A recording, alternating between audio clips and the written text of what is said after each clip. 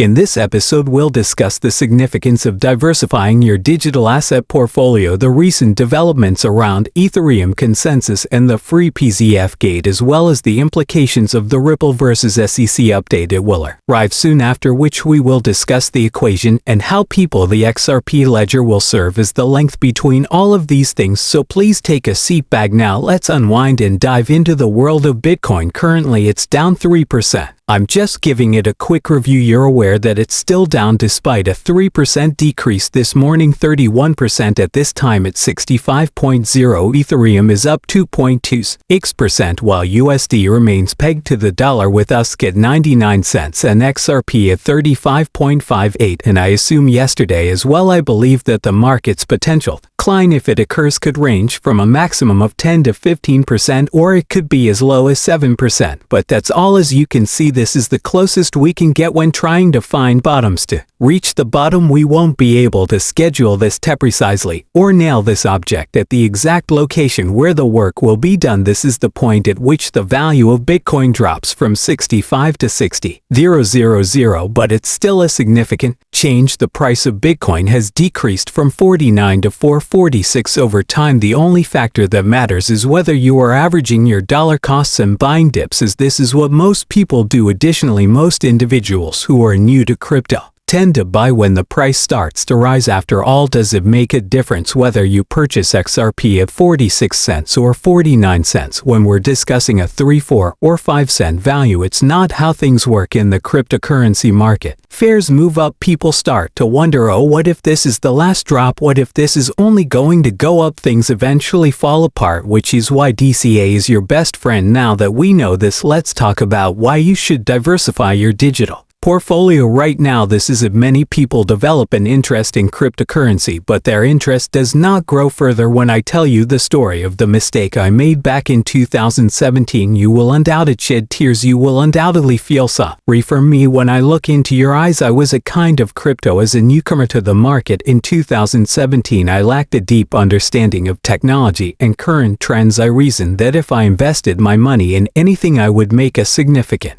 amount of money, that if something was cheaper I would receive a higher return, and that everything would eventually replicate or evolve. At the peak of Bitcoin's rise to $188,000 in 2017, I believed that everything would replicate or become more valuable. That's how I perceived myself. 7 years later, we are still blind. I think I currently own between 15 and 20 distinct cryptocurrencies, and that's only because I started purchasing those additional assets this year. If I hadn't had my blind spots and had known as much as I do now about market diversification, I could have easily made between $15 and $20 million in 2017. I understand why you would want that kind of money. For those of you who are unaware, let's delve into the details of what transpired during the chain connection. Back then, the day was set 10, 20, 30 cents. It was a rather inexpensive chain. The link currently costs around $15. I could have earned a lot more cash if I just took the time to conduct the study and realized that there won't be a single victor at this point. Am I suggesting that you should sell your XRP and pursue other opportunities? In other words, I'm proposing that during the 3 years of the bear market, everyone should have been making weekly purchases. It doesn't matter if those purchases only total $5 or $10 each week. Over 3 years it adds up. It was for Casper I did maybe for 15 months, but for 14 right now. I'm doing it for Quan. I've been doing it for XLM. At the end of the day, I buy because I am diversifying my money. My DCA will be so low that when these things do move, and if some other assets outperform, for example Chainlink outperforming XLM, or HBAR outperforming Casper, or XRP outperforming everything, I will be well positioned in all of these different cryptos. It doesn't matter how many coins you can get for $1. What matters is the return those coins will provide. To put it simply, let's say you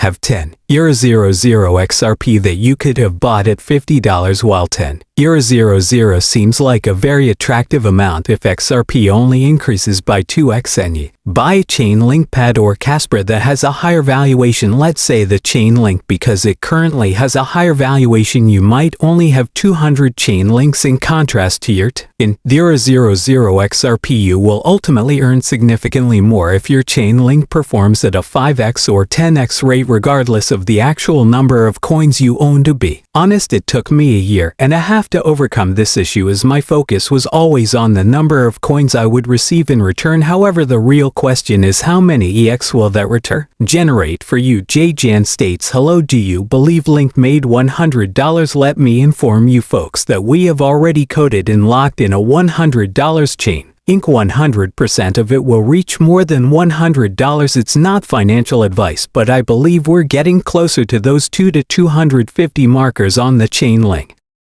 That's around $14. I'm telling you what I'm doing, not what you should do. Look at this, then take it or leave it and deal with it as you like. We received daddy currency and mommy coin, as we called them. Our coin has a sister who, indeed, is emerging as a brother. We'll talk about that in the next section. By 2025, stablecoins will decrease in value almost everywhere. There is electronic money. Fantastic forecast from Circle's Jeremy R. He is correct. He is correct. With only stable currency, how do you think Ripple is gaining ground on Tether and losing its dominant position? Let's go straight to the latest on the Ripple v SEC lawsuits. And Alder adds his thoughts. He says this: well, this is a huge victory for ConsenSys. Even though there are still unanswered problems, it implies that the SEC does not consider Ethereum sales and offer securities transactions, or that Ethereum is not secure. When asked, will Gary Jensen now clarify the current state of MetaMask and the stakes involved in it? A government is powerless to regulate. Yes, that's a great question. They're selecting winners and losers. So even though we understood what they were doing with Ethereum raising, ConsenSys is apparent is their money in an ICO to finance the business. Yet what action will Gary Gensler take when confronted with this question? What is Ethereum? Is it not a security? Is a question that will undoubtedly come up 100 times for him. What is this should clearly reveal his response. No, my question wasn't about how much money Ripple spent fighting the SEC. Rather, I wanted you to compare that amount to what we collectively spent. Nevertheless, institutional sales representatives for XRP and Ripple are still available to legitimate institutions. The SEC will undoubtedly find out when. However, we have reached an agreement. The person who was selling disguised whales advised people to fabricate identities to purchase an unlimited number of tokens for their ICO. We, the holders of XRP, are free to express our opinions, but keep in mind that the lawsuit have an impact on the price of XRP. Are you on one side or the other? Ripple never had an ICO. The crucial point in this situation is that completion is necessary for Ripple to continue its operations, expand its footprint in the US, and restore its UND demand liquidity and financial flow. The biggest benefits of XRP and UND demand liquidity will go to Grams, but returning to the games, carrying Western Union and getting them on board, as well as getting PayPal and Amazon to use Ripple stablecoin to help them with payouts since they're an international company. However, we still need to ask ourselves, why is there a problem? For institutional sales, we know where the XRP is going and how it will be used, but there is still a case pending against Ripple when contrasted with what ConsenSys did, which was essentially illegal on the black market. We're still here 3 years later in 2024. We're still pondering over YouTube videos and trying to predict the timing of the lawsuit. Finally, consider it for a moment. Thanks for watching. Please like and subscribe for more new videos.